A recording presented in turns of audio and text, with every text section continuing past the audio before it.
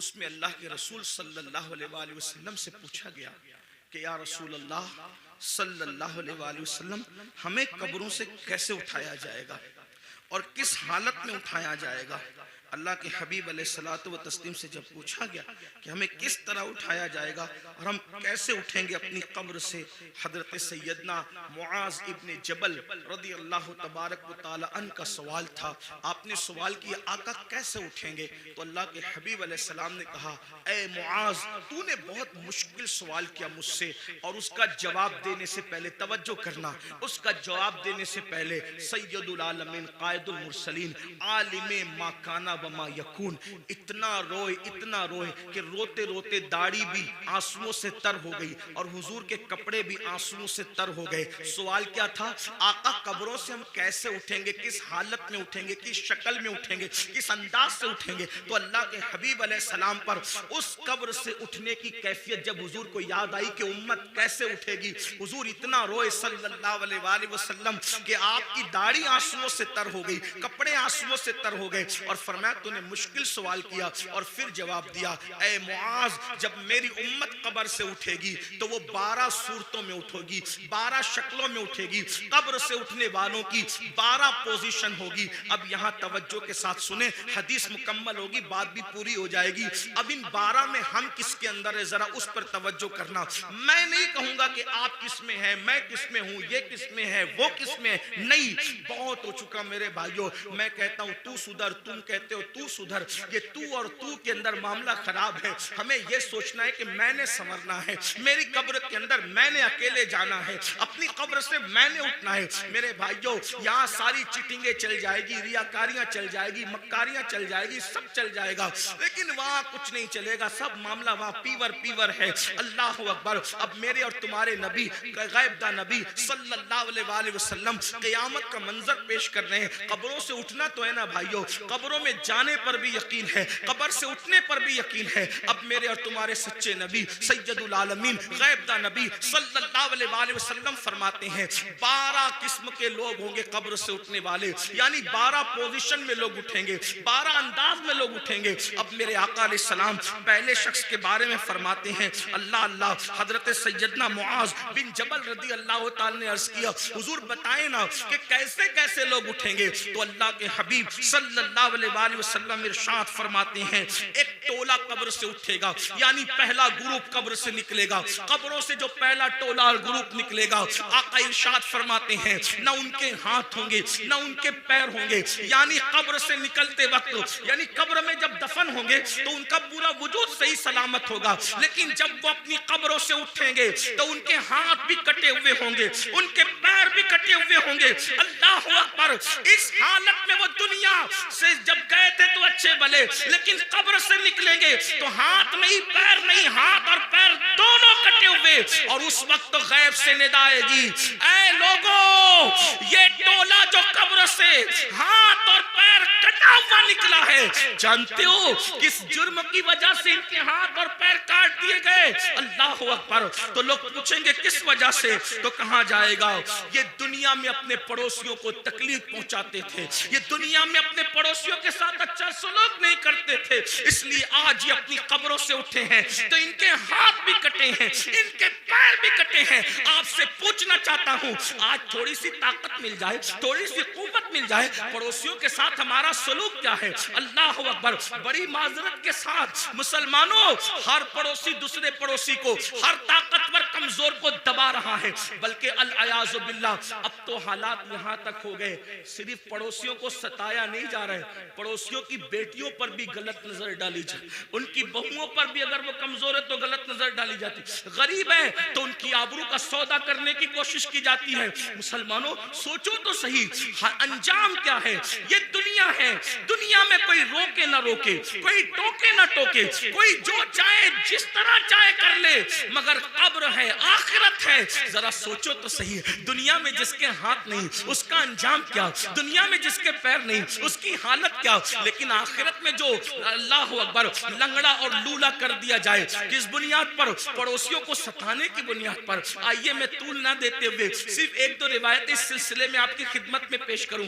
جانتے ہیں اللہ کے رسول علیہ السلام فرماتے ہیں کہ جبریل نے میرے پاس آ کر پڑوسیوں کے بارے میں ایسی ایسی باتیں کرنا شروع کی کہ مجھے اندیشہ ہوا کہ کہیں پڑوسیوں کو وراثت میں حقدار نہ کر دیا جائے, پڑوسیوں کو جو ہے انسان کے مال میں شریک نہ کر دیا جائے. آقا علیہ السلام ارشاد فرماتے ہیں کہ کوئی بندہ پیٹ بھر کر کے کھانا کھا کے سو جائے اور اس کا پڑوسی بھوکا ہو, آقا فرماتے ہیں وہ کامل مومن نہیں ہو سکتا. یہاں تک آقا فرماتے ہیں کہ پڑوسی کا حق یہ ہے جب تم اچھا کھانا بناؤ تو تھوڑا سا پانی اپنی ہانڈی میں بڑھا لو تاکہ وہ کھانا تم اپنے پڑوسی کو بھیج سکو. آج ہم جلسوں میں, کانفرنسوں میں اور تحریروں میں بڑی درد بھری باتیں کرتے ہیں. آج لوگ کیا کہتے ہیں؟ اس کی بیٹی بھاگ رہی ہے, یہ ہو رہا ہے, وہ ہو رہا ہے. میں کہتا ہوں سب ہو رہا ہے. اگر ہم نے اپنے پڑوسی کا خیال کر لیا ہوتا تو غریب کی بیٹی نہ بھاگتی. اور ایک بات آپ کو بتاؤں, کس نے کہہ دیا کہ صرف غریب کی بیٹی بھاگ رہی ہے؟ بڑی معذرت کے ساتھ صرف غریبوں کی نہیں بلکہ مالداروں کی بھی. اور اس کی وجہ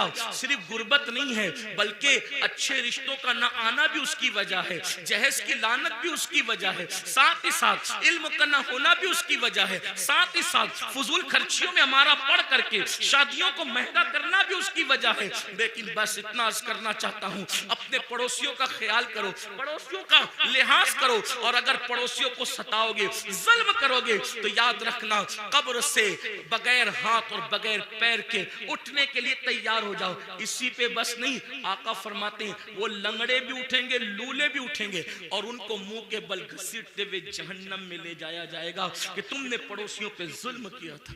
ایک بات پڑوسیوں کے متعلق اور رس کروں آپ سے, آج پڑوسیوں کے ساتھ اچھا سلوک ہمارا نہیں. کل لوگ جب گھر خریدنے جاتے تھے تو دیکھتے تھے کہ مسلمان رہتا ہے کہ نہیں رہتا ہے پڑوس میں, اور لوگ مسلمان کے پڑوس میں رہنا پسند کرتے تھے. اور آج لوگ مسلم محلے میں رہنا پسند نہیں کرتے. کیوں؟ سب سے زیادہ کچرا اور گھان اگر کسی علاقے میں ہوگی تو مسلم محلے میں. ننگے بچے چڈی پہن کر کے گالی گلوچ کر رہے ہوں گے تو مسلمانوں کے محلے میں. رات کے 3-3 بجے تک کے جھگڑے فساد کی آواز آ رہی ہوگی تو, اور ٹی وی کا آواز زور سے ہو رہا ہوگا تو مسلمانوں کے محلے میں.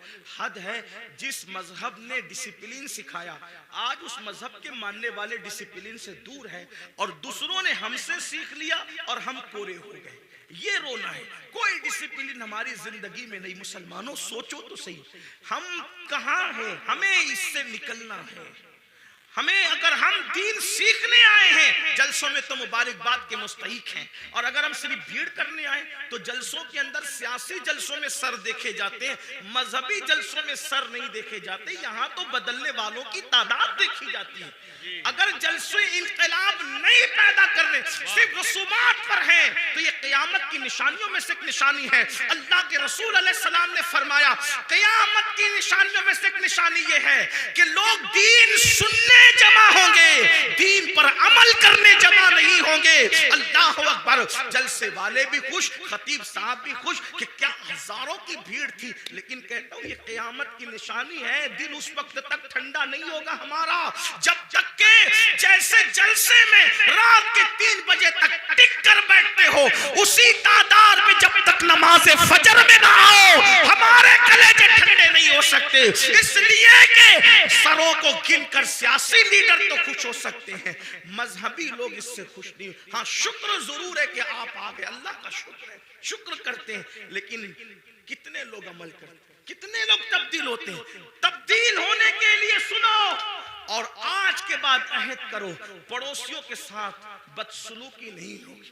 ایک بات آپ سے کہتا ہوں, ہمارے امام الائمہ, سراج الامہ, کاشف الغمہ, سیدنا نعمان بن ثابت, امام اعظم ابو حنیفہ کا ایک پڑوسی تھا.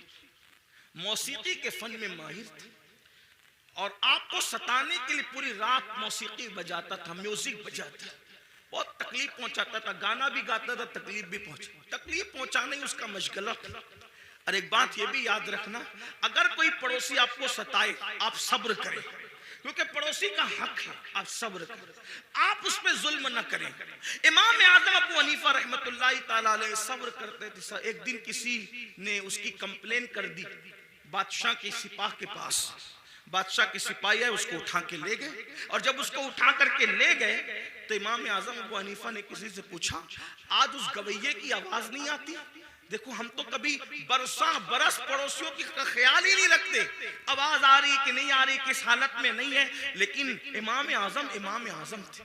یہی تو بات ہے، دین مکمل دین ہے، دین مکمل نظام حیات ہے، دین مکمل جو ہے اللہ اکبر قانون زندگی ہے۔ امام نے پوچھا آج اس گویے کی آواز نہیں آ رہی ہے؟ تو کسی نے عرض کی خوشی خوشی حضرت اس کو تو پولیس اٹھا کے لے گئی، اس پہ تو کمپلین ہو گئی ہے، اس کو جیل میں ڈال دیا گیا۔ اب میرے پڑوسی کو جیل میں ڈال دیا گیا، آپ اسی وقت تشریف لے گئے، اور جانے کے بعد آپ نے فرمایا کہ میرا پڑوسی ہے، اس کو جیل میں کیوں ڈالا گیا؟ تو کہا آپ کو ستاتا تھا، گاتا تھا، میوزک بجاتا تھا، موسیقی بجاتا تھا، اس لیے یہ حال کیا گیا۔ فرمایا کوئی بات نہیں، اس کا میرا مسئلہ ہے، لیکن میں تو اس کو لے جاؤں گا۔ اور امام اعظم اپنے سورس سے، اپنی سفارش سے اس کو چھڑا کر لائے۔ رستے میں اس نے کہا میں تو آپ کو ستانے کے لیے کرتا تھا، آپ نے مجھے کیوں چھڑایا؟ فرمایا جو تو کرتا تھا وہ تیرا اپنا عمل ہے، مجھے پڑوسی کے ساتھ حسن سلوک کا حکم دیا گیا ہے، میں نے اس پر عمل کیا۔ قدم پکڑ کر کہتا ہے واللہ اگر کسی کو امام اعظم کہلانے کا حق ہے تو وہ ثابت کا بیٹا نعمان آپ ہی ہے۔ نعرہ تکبیر، نعرہ رسالت۔ بزرگوں کا طریقہ تھا، ہم اپنے پڑوس کے ساتھ، آج تو پڑوس میں سگا بھائی بھی رہتا ہے، ہم اس کے ساتھ کیا سلوک کرتے ہیں؟ اچھا کھانا بناتے ہیں تو معاذ اللہ چھپا چھپا کر کے کھاتے ہیں، ایسا نہیں ہونا چاہیے۔ پھر میرے اور تمہارے آقا صلی اللہ علیہ وسلم ارشاد فرماتے ہیں